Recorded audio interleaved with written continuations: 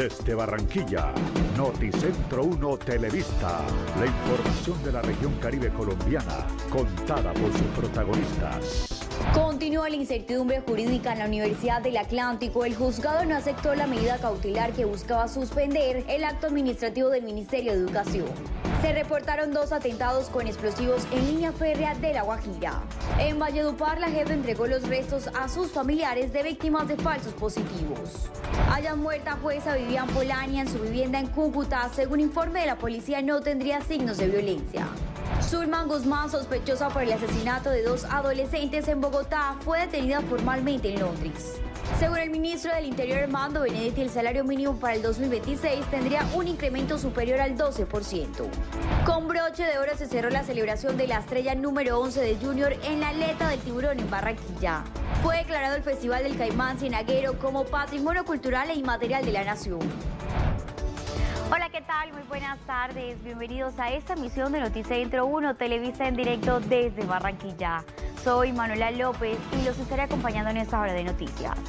La rectoría de la Universidad del Atlántico continúa en incertidumbre jurídica. El juzgado primero administrativo oral del circuito de Barranquilla falló en contra de la medida cautelar que buscaba suspender el acto administrativo del Ministerio de Educación que ordena el reemplazo del rector Leyton Barrios Torres mientras se tramita una acción de tutela.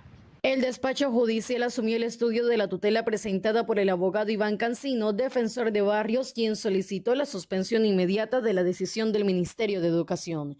Sin embargo, el juez consideró que no se acreditó una necesidad urgente que justificara la medida provisional al no demostrarse la afectación al mínimo vital ni un perjuicio inminente. Asumir el conocimiento para su trámite y decisión en el término de 10 hábiles, la presente acción de tutela incoada por Leyton Daniel Barrios Torres contra el Ministerio de Educación Nacional por la presunta violación de los derechos fundamentales de trabajo mínimo vital, debido proceso, intimidad personal, buen nombre, honra, libertad, autonomía universitaria, con la suspensión de términos por vacancia judicial advertida en la parte motiva de la presente providencia. En su análisis, el juzgado también señaló que los argumentos relacionados con la realización de ceremonias de grado comprometen derechos de terceros, principalmente estudiantes, frente a los cuales el accionante no tiene legitimación. Además, ordenó vincular al proceso al Departamento del Atlántico, al Consejo Superior de la Universidad del Atlántico y a la Procuraduría General de la Nación. La decisión de fondo de la tutela quedó programada para el 21 de enero del 2026, tras la suspensión de términos por la vacancia judicial. Entre tanto, el Ministerio de Educación citó a Leyton Barrios para notificarle finalmente la resolución que ordena su reemplazo hasta por 1 año. Mientras tanto, el rector anunció que los grados de la Universidad del Atlántico se realizarán el próximo 19 de diciembre. Este será el lugar donde el próximo 19 de diciembre más de 1000 jóvenes y sus familias verán materializado un sueño: recibir su título profesional de la mejor universidad del Caribe colombiano. Cerrejón reporta 2 atentados con explosivos en su línea férrea en La Guajira. La empresa rechazó de manera categórica estos hechos violentos, asegurando que ponen en riesgo la seguridad de las personas, afectan la infraestructura estratégica para el país y alteran la tranquilidad de las comunidades en La Guajira. A través de un comunicado, la empresa Cerrejón reportó 2 atentados con artefactos explosivos ocurridos entre el martes 16 y la madrugada del pasado miércoles 17 de diciembre, los cuales afectaron su infraestructura férrea en el departamento de La Guajira. El primer hecho se registró en el kilómetro 51, donde fue hallado un artefacto explosivo que posteriormente detonó, ocasionando daños materiales en el área. Horas más tarde, se presentó un segundo atentado a la altura del kilómetro 15 en jurisdicción del municipio de Albania, donde nuevamente se vio comprometida la vía férrea. La multinacional minera rechazó de manera categórica estos hechos violentos, asegurando que ponen en riesgo la seguridad de las personas. Asimismo, la empresa hizo un llamado urgente a las autoridades para reforzar las acciones de seguridad que permitan restablecer el orden público, la paz y la tranquilidad en el departamento. Más de 20 años tuvo que esperar la familia de Saulo José Posada para recibir sus restos. El joven albañil fue una de las miles de víctimas de los denominados falsos positivos en Valledupar. Esta es la primera entrega digna tras la emisión de la sentencia restaurativa número 2 de 2025 contra 12 exmilitares del Batallón de la Popa que aportaron verdad y aceptaron responsabilidad. Terén Ramírez nos tiene los detalles.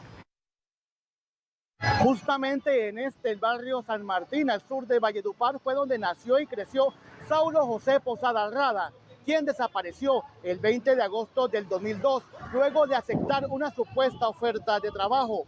Un día después, fue presentado por miembros del Batallón de Artillería número 2 La Popa como guerrillero muerto en combate. Gracias, Dios mío, porque ya vas a descansar en paz, Dios. Dolor, pero a la vez un poco de tranquilidad, sentimientos que abrazan a la familia de Saulo Posada, quien luego de 23 años puede al fin descansar en paz. Ver crecer un bebé, un niño que tuvo el cariño de su familia, de sus abuelos, y que de pronto partió para no regresar. El 20 de agosto de 2002, Saulo salió de su casa ilusionado por una oferta de trabajo. Un día después, fue presentado por miembros del Batallón La Popa como guerrillero dado de baja en combate. Quien se da cuenta es una tía que era con el que vivía en el momento y ella trabajaba en el hospital. Cuando ella se percata que uno de los supuestos guerrilleros era mi hermano, ella pegó el grito. Un estigma que marcó a su familia por más de 2 décadas. Al final, la verdad prevaleció. Eso sí lo voy a decir con todo el grito de mi alma. Mi hermano no fue guerrillero. Señalaron a muchos de mi familia y pisotearon mucho la memoria de mi hermano. Esta entrega realizada por la JEP y la Unidad de Búsqueda de Personas Dadas por Desaparecidas representa un avance significativo en el proceso de justicia restaurativa y la garantía de los derechos de las víctimas. Saulo hoy es un símbolo que no está olvidado, que está presente, que lo hemos ubicado para la tranquilidad de su familia y con el compromiso de buscar a todos y cada uno de los desaparecidos. Es uno de los casos ilustrativos de uno de los patrones de uno de los patrones criminales en el caso del Batallón La Popa.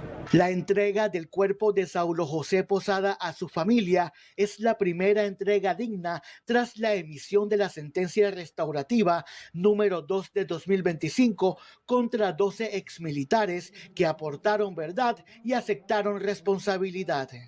Y que así conforme mi sobrino fue encontrado, que estas familias también encuentren a sus hijos.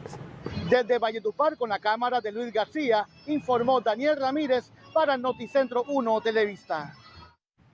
Gracias, Daniel. La Organización de las Naciones Unidas advirtió sobre una grave crisis de derechos humanos en la Sierra Nevada de Santa Marta, donde la presencia de grupos armados ilegales ha generado masacres, asesinatos de líderes sociales y un profundo temor entre comunidades indígenas del Caribe colombiano. El representante en Colombia del Alto Comisionado de la ONU para los Derechos Humanos, Scott Campbell, expresó su profunda preocupación por lo que calificó como una tragedia de derechos humanos en esta región, que abarca territorios de La Guajira, Magdalena y Cesar. Según la ONU, en lo corrido del 2025 se han documentado 4 masacres y 8 denuncias por homicidios de personas defensoras de derechos humanos en medio del accionar de grupos armados no estatales. La población sufre y tiene mucho miedo. He podido escucharlos y verlos llorar por el abandono y la impotencia que viven por las acciones de los grupos armados no estatales y por la falta de protección del Estado. Campbell denunció además violencias sexuales y de género contra mujeres, indígenas, desapariciones forzadas, restricciones ilegales a la movilidad y el uso de artefactos explosivos improvisados, hechos que han dejado víctimas mortales y heridos en las comunidades Cogi, Arhuaco, Huigua y Cancuamo. La ONU recordó el asesinato de la líder indígena Elizabeth Mojica y el reciente atentado contra el defensor Misael Socorrás como señales del deterioro de la situación. Me alarma que un día antes de nuestra llegada a la región, el 30 de noviembre, fue asesinada en su casa en la comunidad La Laguna Elizabeth Mojica, profesora indígena Wiwa y defensora de los derechos de las mujeres, las niñas y los niños. Condeno este homicidio y urjo al Estado a investigar, juzgar y sancionar a los responsables y tomar medidas efectivas para proteger a la población civil y en particular a mujeres, a niñas y a niños. La ONU hizo un llamado urgente al Estado colombiano para reforzar la protección de las comunidades indígenas, investigar y sancionar a los responsables de estos hechos y evitar el reclutamiento de niños, niñas y adolescentes, advirtiendo que persiste un riesgo real de extinción física y cultural en la Sierra Nevada de Santa Marta.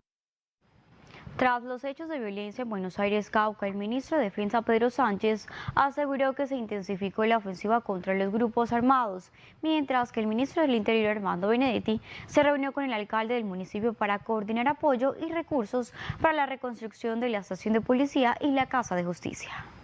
El ministro de Defensa, Pedro Sánchez, afirmó que el Estado reforzó las operaciones en el norte del Cauca y que esa ofensiva permitió la neutralización de 6 de los 7 cabecillas que habían sido definidos como objetivos estratégicos. Según indicó, las acciones buscan frenar los ataques contra la población y recuperar el control del territorio. Solamente nos resta alias Marlon, dentro de los que nos trazamos este año. Por ese criminal ofrecemos una recompensa de hasta 4.500 millones de pesos de recompensa.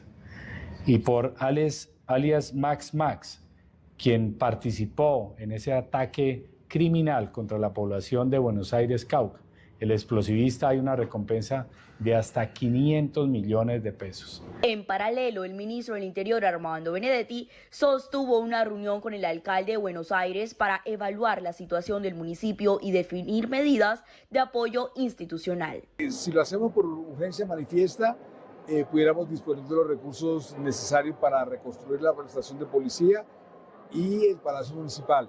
Y no tendremos que hacer licitaciones, eso es lo que queremos hacer. Durante el encuentro, el mandatario local explicó que la reconstrucción de la estación de policía y de la Casa de Justicia tendría un costo cercano a los 20.000 millones de pesos. El ministro de Interior se ha comprometido en la financiación de ambos proyectos. Tenemos unas responsabilidades compartidas. El proyecto del CAN está bastante más avanzado y confiamos que con la Policía Nacional se pueda desarrollar el proyecto para reconstruir la estación. Benedetti se comprometió a gestionar los recursos necesarios ante el Ministerio de Hacienda y acompañar a la administración local en el proceso de recuperación. El ministro reiteró su respaldo a la comunidad y señaló que el gobierno trabajará para restablecer la infraestructura, la seguridad y la presencia del Estado en la zona. El presidente venezolano Nicolás Maduro llamó a militares colombianos a una unión perfecta con Venezuela en un mensaje centrado en la defensa de la soberanía regional.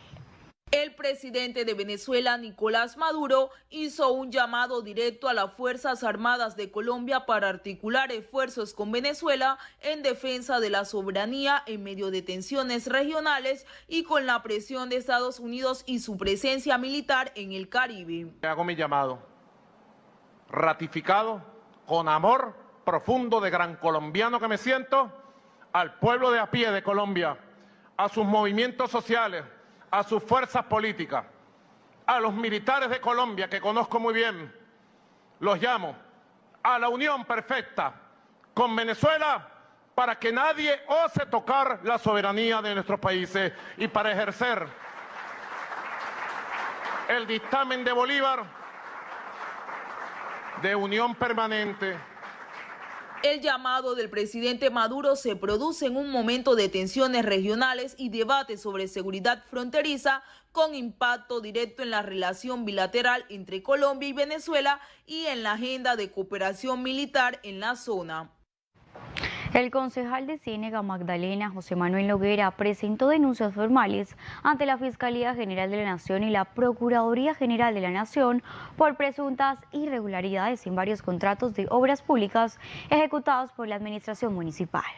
El El concejal José Noruega cuestionó el uso de recursos públicos en obras que, según indicó, debían ejecutarse de manera eficiente y oportuna para la comunidad, pero que generan dudas sobre su correcta utilización, como por ejemplo mencionó el contrato para la intervención de la quebrada La Aguja, cuyo costo cercano a los 8.000 millones de pesos sería presentemente superior a los de proyectos similares en otras regiones del país. En el municipio de Ciénaga Magdalena se adelantaron actuaciones administrativas relacionadas con la contratación de obras públicas bajo la modalidad de urgencia manifiesta para la intervención de la quebrada La Aguja. De manera preliminar se evidencian presuntas irregularidades en la planeación, ejecución y supervisión contractual que podrían constituir faltas disciplinarias por vulneración de los principios de legalidad, planeación, economía, responsabilidad y transparencia que rigen la función pública. Otra de las denuncias radicadas está relacionada con una adición contractual superior a los 2.600 millones de pesos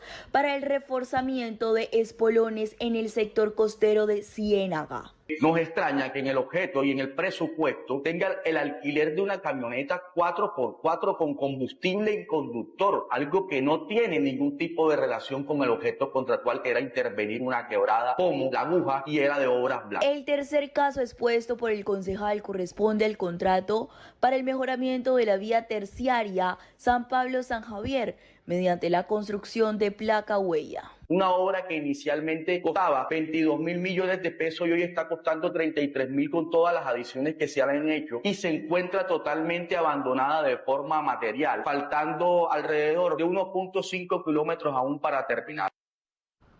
Las autoridades confirmaron la muerte de la juez Vivian Polanía, cuyo cuerpo fue hallado en su apartamento en Cúcuta.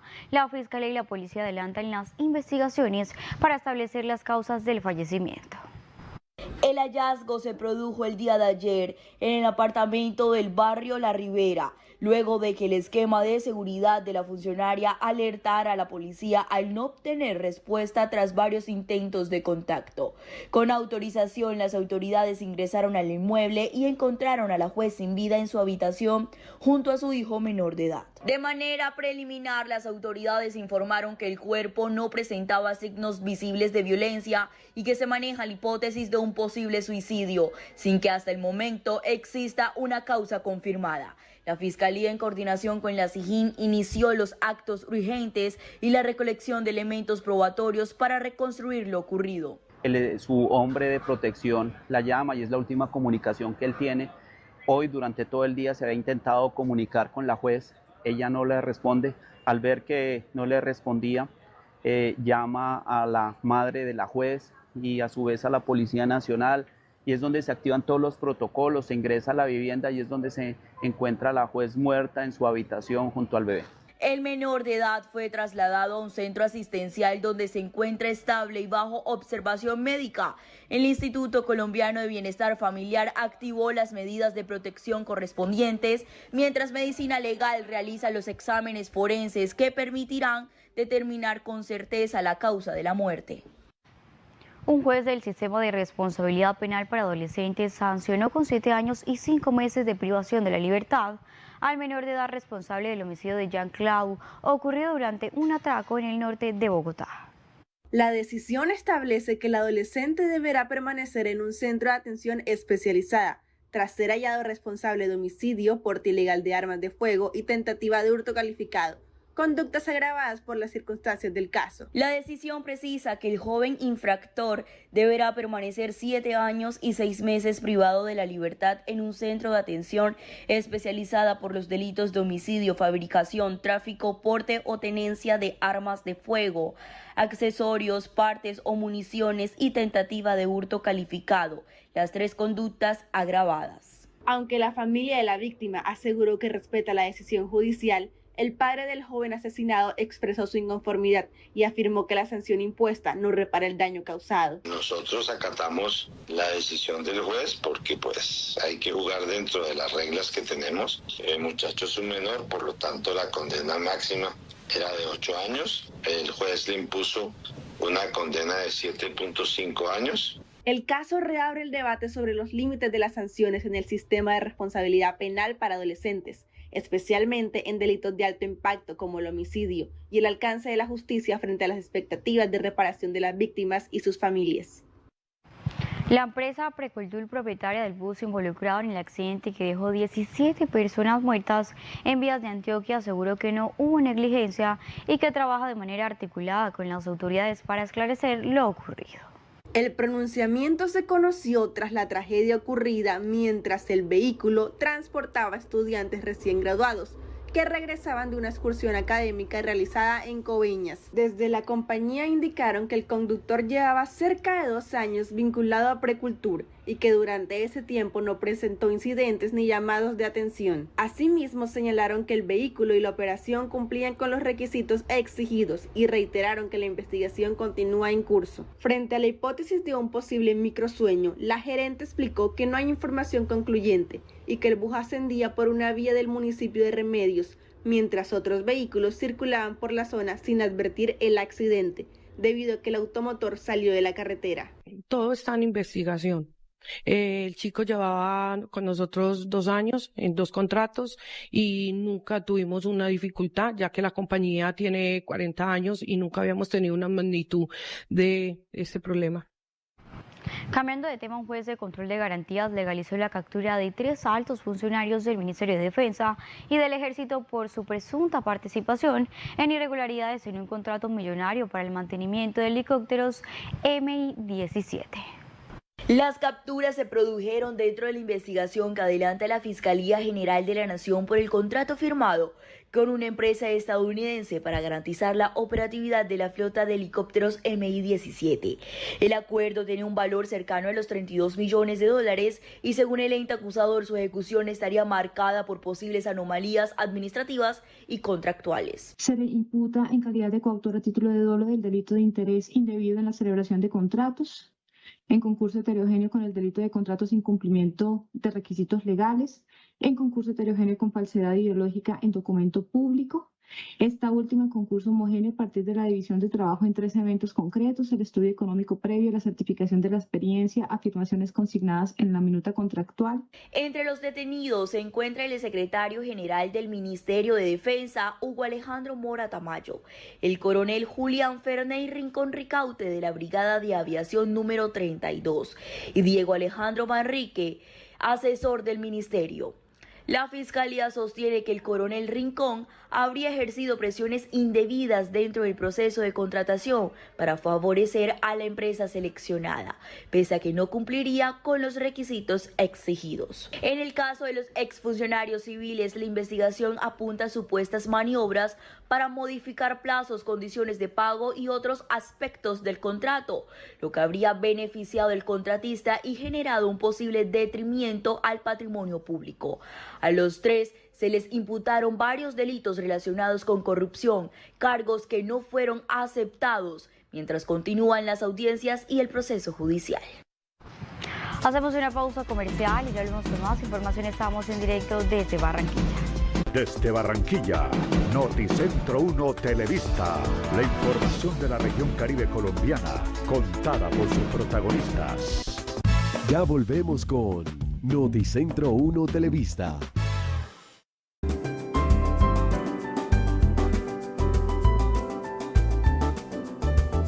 Gases del Caribe, conectados con la gente. En IES, Alusions y Tecnoglass, la calidad lo es todo.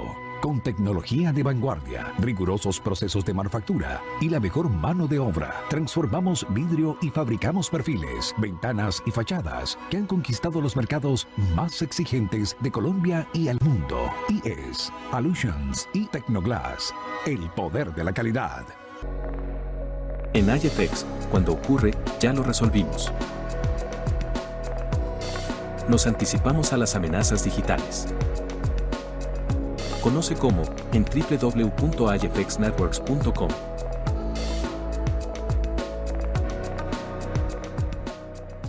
En IES, Alusions y Tecnoglass, la calidad lo es todo.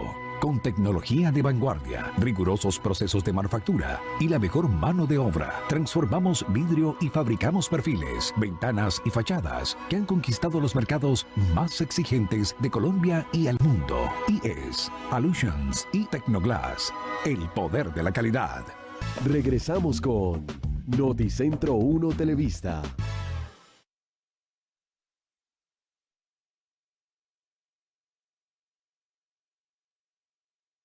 Desde Barranquilla, Noticentro 1 Televista, la información de la región Caribe colombiana, contada por sus protagonistas.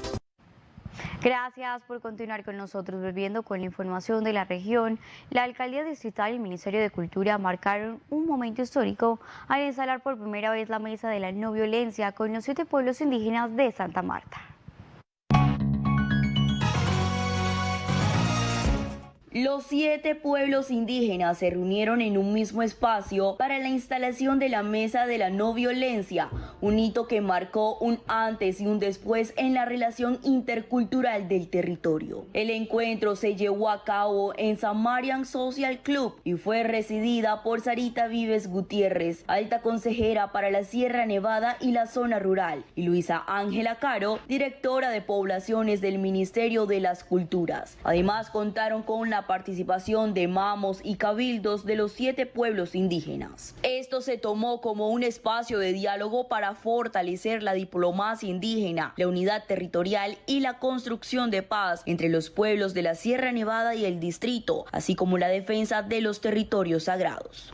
Yo creo que se celebra hoy un día de reconciliación a través de una mesa de concertación, no de concertación, sino una mesa de la no violencia bajo los principios culturales de respeto al medio ambiente, a la tierra, a nosotros mismos y buscando la unidad para trabajar juntos y hacer una política pública para los pueblos indígenas bajo el lema de que aquí lo que nos mueve es el espíritu y la cultura. En Santiago de Tolú, departamento de Sucre, 32 títulos de propiedad le fueron otorgados a familias de esa comunidad. Con esta entrega podrán recibir subsidios para mejorar sus viviendas. Rodrigo Ruz nos tiene los detalles. ¿Pueden empezar? Sí, compañera, buenas tardes. 32 títulos le cambian la vida a estas familias en el municipio de Tolú. Ellos hablan sobre la importancia de este documento. Y para mí esto es una felicidad tener ya los papeles de la propiedad. Gracias a ustedes, gracias por esta oportunidad y es un gozo para mí, una alegría. Muchas gracias, de verdad. Como María José Julio Cuadrado, me dedico a vendedora ambulante. En el día de hoy nos entregaron las titulaciones de la casa, son 3 entregas, ya vamos por la segunda y los beneficios son muchos, por lo que nos van a venir mejoramientos de vivienda, va a cambiar demasiado el barrio. Muy contenta con la gobernadora y los entes que nos ayudaron a gestionar las escrituras. La primera mandataria del departamento ha dicho que seguirá adelante con proyectos importantes para la comunidad, especialmente en este municipio del Golfo del Morroquillo. Vamos por más cosas. Mujeres, ustedes que están aquí saben cómo somos las mujeres. Hoy estamos trayéndoles estos 32 títulos nuevos, pero tenemos que lograr que todas las familias tengan su título de propiedad. Entonces, muchas gracias. Desde el municipio de Tolú, Playas de Plata de Colombia, informó Rodrigo Ruz. Ruz para Noticentro 1 Televista. Gracias, Rodrigo. La Policía Metropolitana de Santa Marta, con un pesebre sobre ruedas, lleva mensajes de paz y prevención a barrios de la capital del Magdalena y de la Ciénaga. Las calles de Santa Marta y Ciénaga Magdalena se llenaron de villancicos, sonrisas y mensajes de unión familiar con la llegada del pesebre móvil, una iniciativa de la Policía Metropolitana de Santa Marta que transforma la temporada decembrina en un espacio de encuentro comunitario y prevención. Como parte de la estrategia, una Navidad con propósito, orientada a fortalecer la convivencia y el acercamiento con la comunidad durante la temporada decembrina. La actividad comenzó en el inicio de las novenas en Ciénaga y en el sector del 13 de junio, donde uniformados con trajes alusivos a la Navidad y un vehículo institucional acondicionado compartieron espacios de alegría, integración familiar y especialmente con los niños, niñas y adolescentes. Durante la jornada se reforzaron mensajes orientados al respeto, la solidaridad y la convivencia pacífica. Al mismo tiempo reiteraron el llamado a la ciudadanía para evitar la comercialización, manipulación y uso de pólvora. Durante la jornada se promovieron valores como el respeto, la solidaridad y la convivencia pacífica. Reiteramos el llamado a la comunidad para evitar la comercialización y la manipulación y uso de la pólvora, con el fin de prevenir accidentes y proteger a nuestros menores de edad. El pesebre móvil continuará haciendo su recorrido por los diferentes barrios de la capital del Magdalena, llevando un mensaje de esperanza, alegría y compromiso institucional con la seguridad y el bienestar ciudadano. Las distintas autoridades indicaron que continuarán realizando estas acciones tanto en Santa Marta como en los municipios para mantener la tranquilidad durante esta temporada decembrina. Cambiando de tema, el director seccional de la DIAN en Tuluá, Gilberto Jesús Calao González, fue asesinado en un ataque sicarial registrado en horas de la mañana. El funcionario oriundo del departamento de Córdoba se movilizaba en su vehículo particular cuando fue interceptado por hombres armados que le dispararon en repetidas ocasiones. De acuerdo con información preliminar, Calao González no contaba con esquema de seguridad al momento del ataque y hasta ahora las autoridades no han confirmado si había recibido amenazas previas. El crimen ocurrió en zona urbana del municipio, generando conmoción entre funcionarios y ciudadanía. Tras el homicidio, la policía y el ejército activaron un plan candado en distintos puntos de Tuluá para dar con los responsables mientras avanzan las investigaciones para esclarecer los móviles del asesinato y determinar si está relacionado con su labor como director seccional de la DIAN. En este momento, la Policía Nacional, la Fiscalía General de la Nación ha establecido un grupo especial de tareas conjuntas con el fin de dar celeridad a las actividades investigativas que nos puedan dar con la captura rápida y pronta de estos autores materiales y sobre todo los autores intelectuales de este desafortunado hecho. Invitamos a la ciudadanía a proporcionar información que nos pueda aportar significativamente para darle celeridad a este caso. Siguiendo en la región, el corregimiento de Villarrosa, en el municipio de Repelón Atlántico, pasará de no contar con servicio a tener 100% de cobertura en agua potable tras la adjudicación del contrato para la construcción de su sistema de acueducto. Fue adjudicado el contrato para la construcción del sistema de acueducto del corregimiento de Villarrosa en el municipio de Repelón. Con esta obra, la comunidad pasará de 0 a 100% de cobertura en el servicio de agua potable. El proyecto beneficiará a más de 4.800 habitantes, quienes contarán con agua continua, con presión y calidad las 24 horas. Acabamos de firmar el acta de adjudicación de la licitación para este gran acueducto que vamos a hacer en Villarrosa. De esa manera quedará cobertura total de agua en Villarrosa, 24 horas al día, 7 días a la semana. Eso sin ninguna duda es un avance significativo para todo lo que tiene que ver con Repelón. Las obras contemplan la construcción de una planta de tratamiento, una estación de bombeo, tanques de almacenamiento y más de 11 kilómetros de redes de distribución. Además, se instalarán más de 1.000 conexiones domiciliarias que llevarán el servicio directamente a los hogares del corregimiento. La inversión supera los 11.000 millones de pesos y hace parte del plan departamental de agua. Con esta inversión, Villarrosa se convierte en uno de los corregimientos que avanza hacia la cobertura total de agua potable en el Atlántico.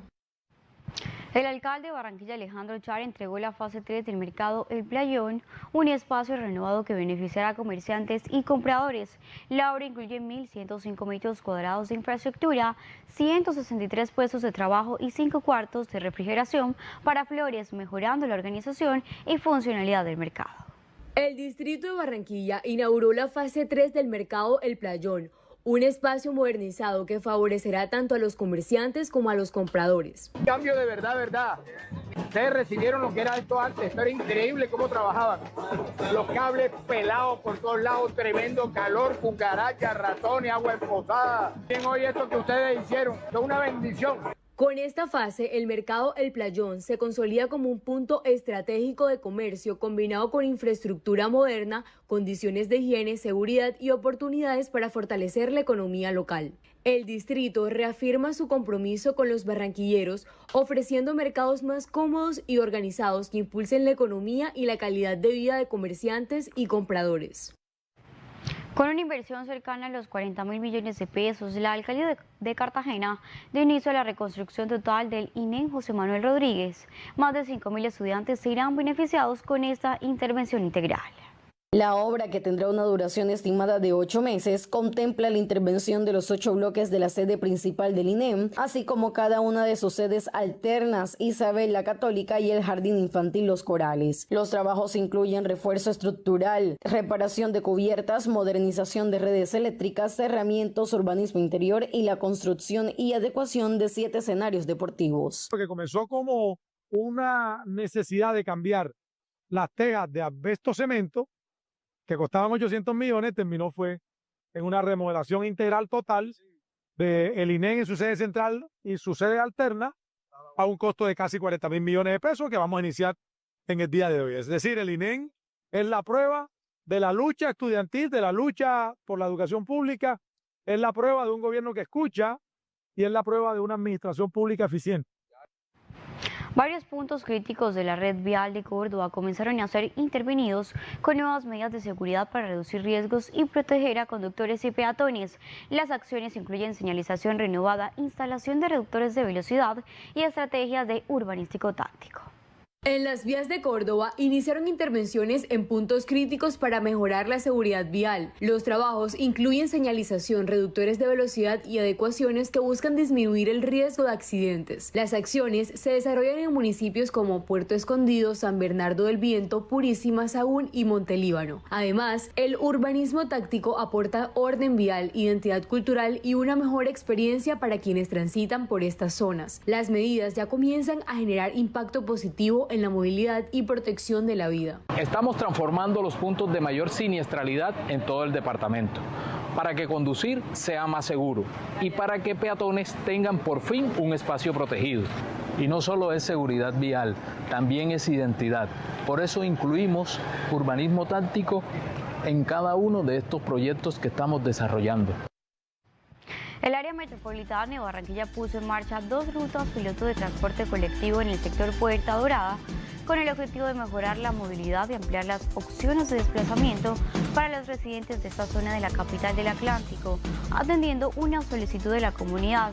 El plan piloto contempla la operación de 2 rutas de buses.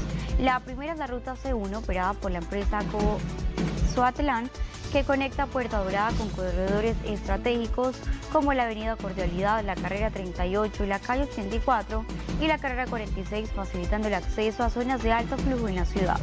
La segunda es la ruta C2 a cargo de la empresa Cotrofal, que permite el desplazamiento hacia el centro de Barranquilla, Gran Abastos y la prolongación de la calle Murillo en el municipio de Soledad. Desde el área metropolitana indicaron que la medida se encuentra en fase piloto, acompañado de un proceso pedagógico iniciado el 1 de diciembre para que los usuarios conozcan los recorridos y beneficios del servicio. Hacemos una pausa comercial y ya volvemos con más información. Estamos en directo desde Barranquilla. Desde Barranquilla, Noticentro 1 Televista, la información de la región Caribe colombiana, contada por sus protagonistas. Ya volvemos con Noticentro 1 Televista. La Alcaldía de Barranquilla te tiene el regalo de Navidad con el descuentazo en intereses y sanciones de impuestos distritales. Hasta el 30 de noviembre, 97% de descuento. Del 1 al 15 de diciembre, 85% de descuento. Y del 16 al 31 de diciembre, 75% de descuento. Aprovecha este beneficio que la ciudad te da y ponte al día. Juntos, seguimos construyendo una ciudad a otro nivel. Celebramos juntos los sabores que nos unen. En Muelle 1888, los sabores del mundo siguen llenando a Puerto Colombia. Un lugar donde la historia y la gastronomía se dan la mano frente al mar. Ven al Muelle 1888 y recorre los sabores del mundo. Gobernación del Atlántico.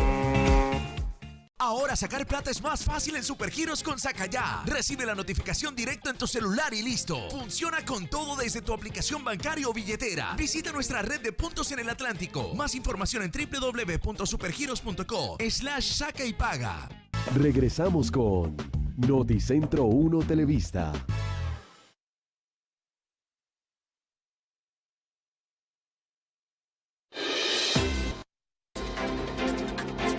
Hola, ¿qué tal? Es momento de la información económica. En medio de la definición del salario mínimo para 2026, el ministro del Interior, Armando Benedetti, aseguró que el incremento sería superior al 12%, mientras que el presidente de la CUT, Fabio Arias, sostuvo que esa cifra no es suficiente e insistió en que el aumento debe acercarse al 16% en el marco de la mesa de concertación que aún no logra consenso. Benedetti afirmó que el gobierno tiene claro que el incremento del salario mínimo debe garantizar la protección del poder adquisitivo de los trabajadores en un contexto marcado por la inflación y el costo de vida. Según el ministro, el aumento que se está evaluando estaría por encima del 12%, aunque aclaró que la cifra definitiva dependerá del cierre de la mesa de concertación.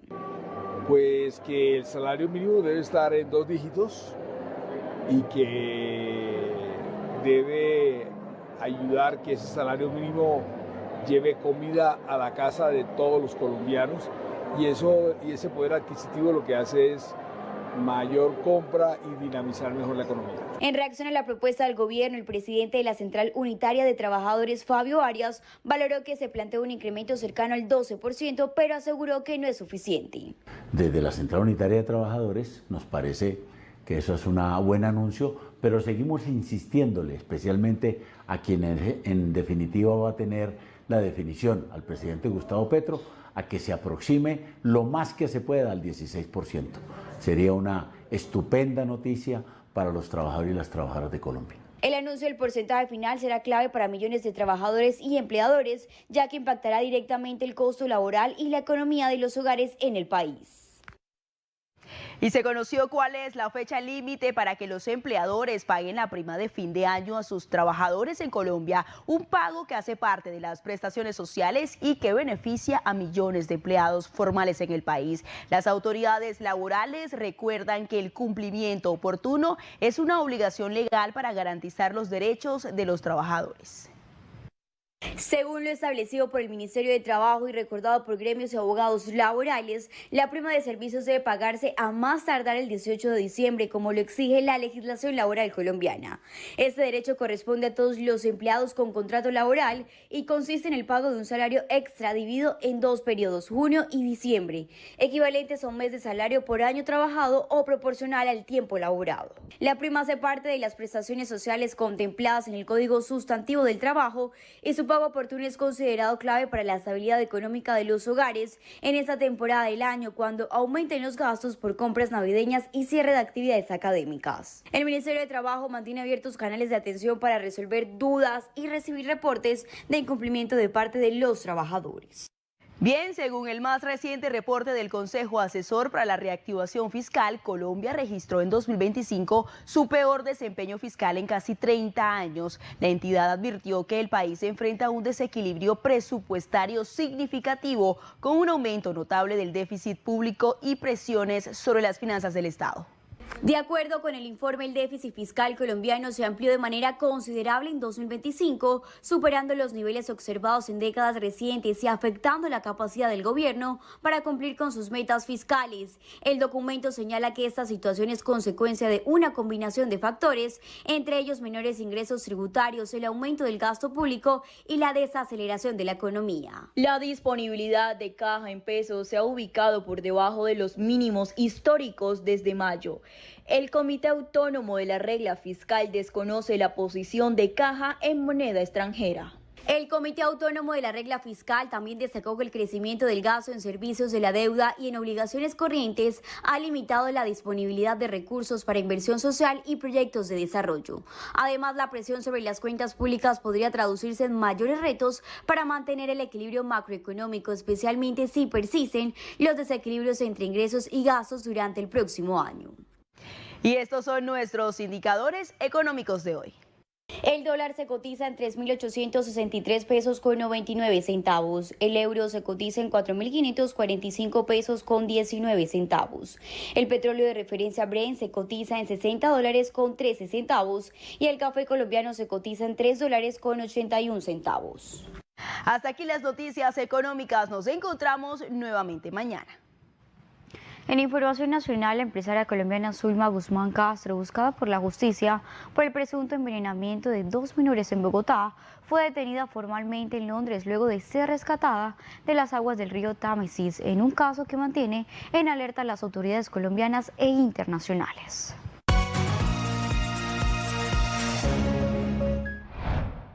Zulma Guzmán Castro, quien tenía circular roja de Interpol por el presunto asesinato de las adolescentes Inés Bedot y Emilia Forero. Según confirmaron autoridades británicas, la mujer fue puesta bajo custodia de los criterios de la Ley de Salud Mental, luego de un aparente intento de suicidio. Guzmán había ingresado al Reino Unido el 11 de noviembre, pese a estar prófuga de la justicia colombiana, y era buscada por la Agencia Nacional del Crimen. Tras confirmarse su identidad, las autoridades británicas formalizaron su detención y dieron inicio a los trámites para su proceso de extradición a Colombia, que podría tardar varios meses. El caso que la vincula ocurrió el pasado abril, cuando las menores murieron tras ingerir frambuesas contaminadas con talio durante una reunión en el norte de Bogotá. Las autoridades avanzan ahora en los trámites judiciales y de cooperación internacional para definir su situación legal. Esta persona es requerida por el presunto homicidio de 2 menores de edad en Bogotá, cometido mediante envenenamiento con talio. Proteger la vida de los niños es una prioridad absoluta del Estado. No descansamos hasta que haya verdad y justicia. Hola, ¿qué tal? Aquí estamos con lo mejor del deporte. La celebración de la estrella número 11 de Junior se cerró con un espectacular homenaje a jugadores y cuerpo técnico en la Aleta del Tiburón en Barranquilla. El público fue el que más disfrutó.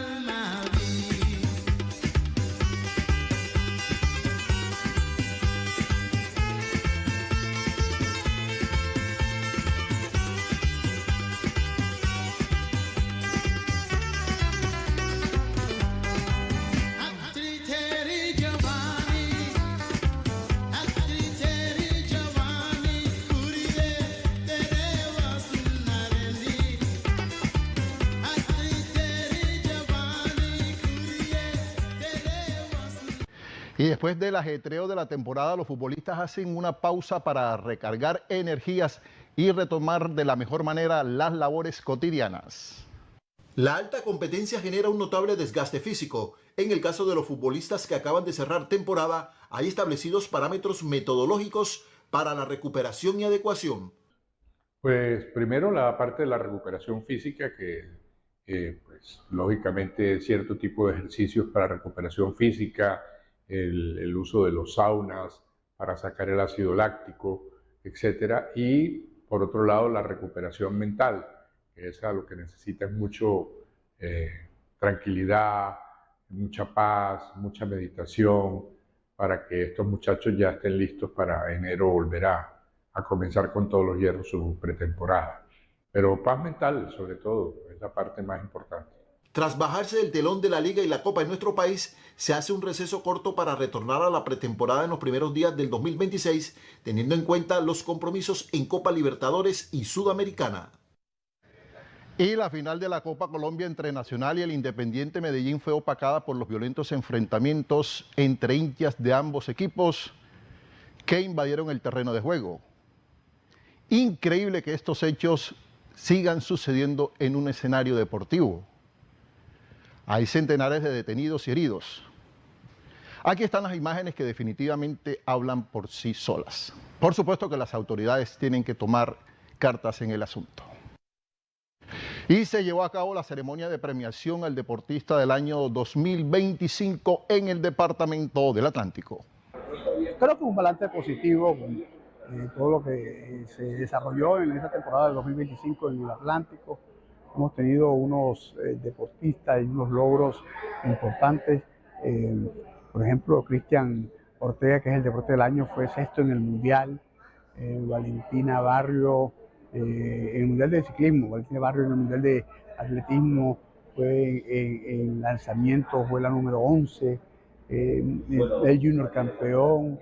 En las Olimpiadas Mundiales de tenis, de ajedrez, mejor sub-16, en fin, hemos tenido una temporada muy buena con título de Caimanes, con el título igualmente del fútbol profesional y el trabajo que se ha hecho por parte de toda la familia del deporte en el Atlántico.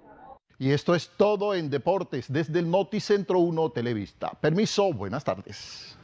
Desde Barranquilla, Noticentro 1 Televista, la información de la región Caribe colombiana, contada por sus protagonistas.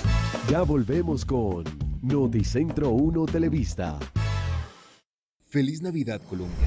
La reforma laboral mejora la estabilidad de los trabajadores y garantiza condiciones más justas. Con dignidad cumplimos, Ministerio del Interior.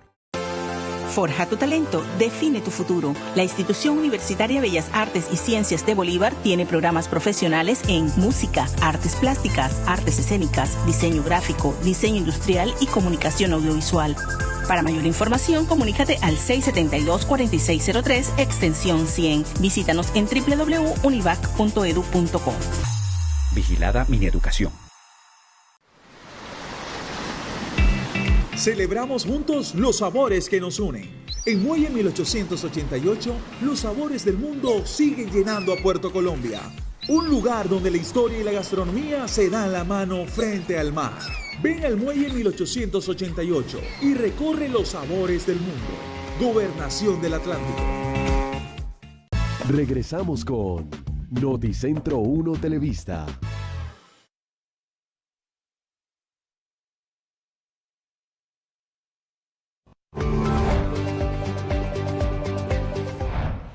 Hola, ¿qué tal? Muy buenas tardes. Yo soy Vanessa Calderón y me encanta saludarlos y darles la bienvenida a todas las novedades de la cultura caribe. La plenaria del Senado de la República aprobó la declaratoria del Festival del Caimán Cienaguero como patrimonio cultural e inmaterial de la nación. Miquita linda, ¿dónde está tu hermana? El Festival del Caimán Cienaguero, una de las expresiones culturales más emblemáticas de Ciénaga, fue reconocido como Patrimonio Cultural Inmaterial de la Nación. Esta declaratoria exalta una tradición que por décadas ha sido símbolo de identidad, música, danza y creatividad popular, y que cada año reúne a la comunidad alrededor del folclor, el color y la memoria colectiva del Caribe colombiano. Esta fiesta, que se celebra cada mes de enero, gira en torno a la tradicional danza del caimán y a los disfraces que narran historias del pueblo, transmitidas de generación en generación. El festival no es solo una manifestación artística, sino también un espacio donde se preservan saberes, ritmos y costumbres que hacen parte del patrimonio vivo de Ciénaga. Con este reconocimiento, el Caimán Cienaguero se consolida como una de las celebraciones más importantes del país, reafirmando su valor cultural y su aporte a la identidad nacional. El barranquillero BL y el artista Elvis Crespo unieron sus voces en un show navideño homenajeando el clásico y recordado Show de las Estrellas. La siguiente es una producción de UF Televisión. Bienvenidos a el Show de la Coletera, que hoy presenta la canción La Patadita de BL y Elvis Crespo. Como si fuera agua, cae sudor entre la gente. El cantante colombiano BL sorprendió al público con el lanzamiento de su nuevo sencillo navideño titulado La Patadita, una canción que grabó junto al legendario Elvis Crespo y que rinde homenaje a uno de los programas más tradicionales de la televisión colombiana, La Patadita de la Buena Suerte del Show de las Estrellas. La canción combina el ritmo caribeño de BL con la energía del merengue de Crespo, creando una mezcla festiva pensada para la temporada de fin de año y la celebración del reencuentro con familia y amigos. El video recrea el estilo retro del programa televisivo, evocando recuerdos de décadas de música, baile y alegría, mientras conecta generaciones alrededor de esta costumbre popular. Ayer, en su concierto en Bogotá, BL llevó al escenario a Elvis Crespo, desatando la euforia del público al interpretar el tema en vivo, y el momento se convirtió en uno de los más celebrados de la noche.